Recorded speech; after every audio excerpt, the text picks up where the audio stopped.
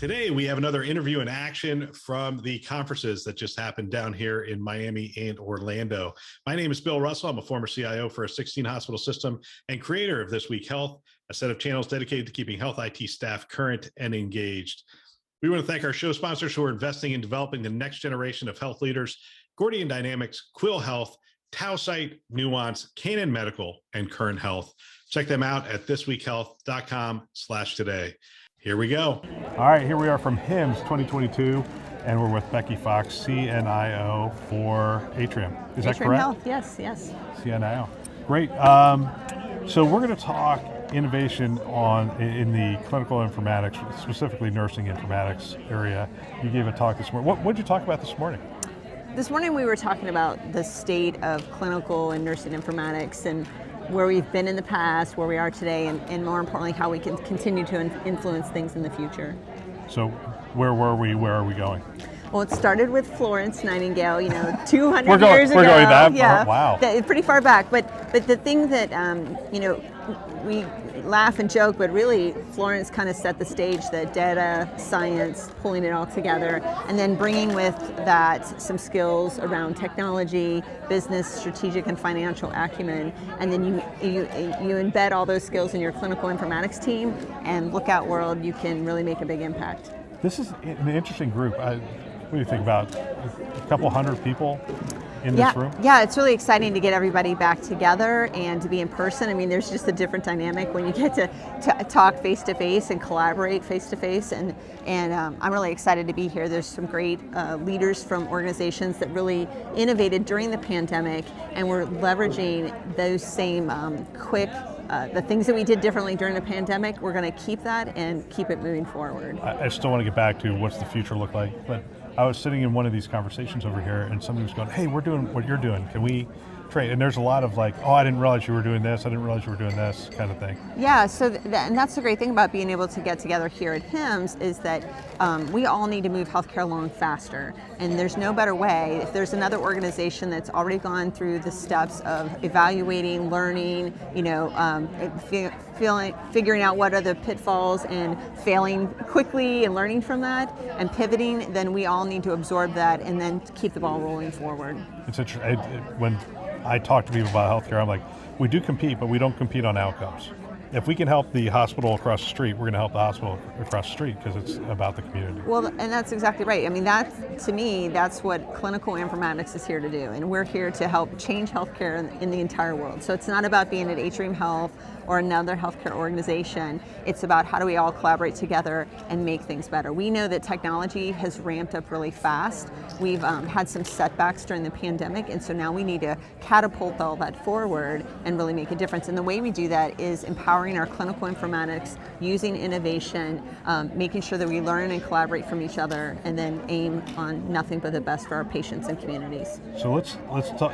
So that's the future. That's where we're going. I like how you did that without me bringing it back. But I say the future is today. So we don't need to wait for 5 or 10 years. We need to start making innovation changes, and then we need to implement them now, not wait for 5. I mean, we are always looking toward the future, but we have to put the changes in now. Yeah, I heard fail fast and those kind of things, which you don't hear on the clinical side all that often.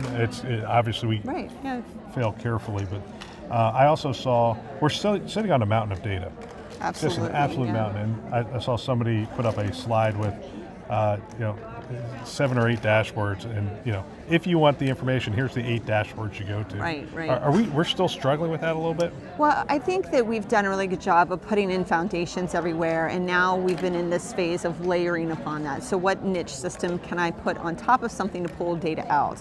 And now we need to weave all of these different systems together and remove the noise so we know where to focus. That's really the key. So as a clinician, when I'm taking care of the patient, there's lots of data about the patient, but where do I need to focus my attention? If I'm the nursing administrator or a nurse manager, I need to know I have a staff of 50 people. I need to know which of the staff do I need to focus on? How do I help them? How do I make sure that they're where they are in their wellness journey so that they're happy clinicians taking care of the patient? And then of course, as a healthcare administrator for an organization, you can look at lots of dashboards, drill down into lots of detail, but you really need to know where do I need to focus immediately so I can quickly fail, learn, pivot, and change.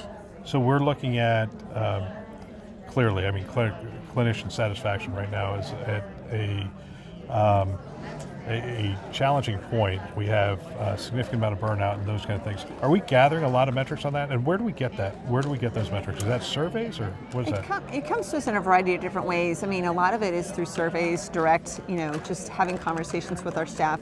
And there are data points out there that are in place today and those that are emerging. So for example, how often am I interacting with patients can provide some insight as to the patient's satisfaction as well as the nurse's satisfaction.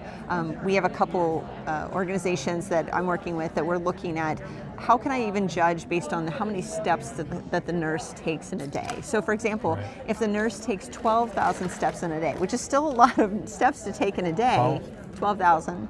But perhaps... Wow, I'm going to take 3,500 here at HIMSS and I'm feeling pretty good. You got to get on it, Bill, come on. But if they take 12,000 steps in a day, how does that correlate with how happy they are in their role? Or if we look at their physical space and say, well, gee, the nurse had to put these extra 3,000 steps on because the supplies aren't where they need to be, and it's reflected in the turnover rate, the satisfaction of the nurse, as well as the experience of their patients. Versus if I look at nurses that perhaps are averaging 8 to 10,000 steps, perhaps that's an impact, and it would just be interesting to look at that wellness outcome of how well they're doing. Are we putting stuff where they need to be? Are they able to do their job in an expedited and easy way?